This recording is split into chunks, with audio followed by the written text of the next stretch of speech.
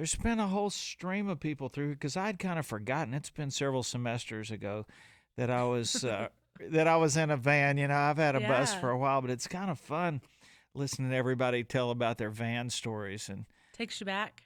yeah. My sister, my dad had his very first van was a red painter's van that had a white top on it. And it was the ugliest, crappiest thing ever.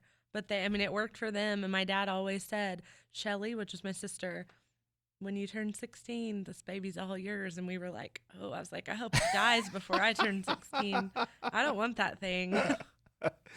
I remember when I guess was your first exposure to a big crowd, the CMA Awards. I remember you and your Yeah. dad did Mockingbird, wasn't it? If I Yeah. remember, yeah. I had been on. I'd opened his show with the anthem Uh huh. many many times.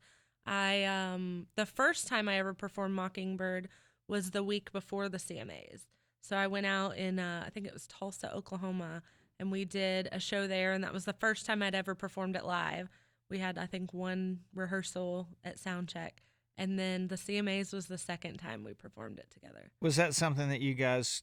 I mean, did you grow up doing that Oh with him, or yeah, how? I mean, yeah. how'd you learn how to do that? Mockingbird and Jules, You Were Meant for Me. Those were two songs that we always sang together. It didn't matter, and I mean this. It's like this with most songs, but especially those.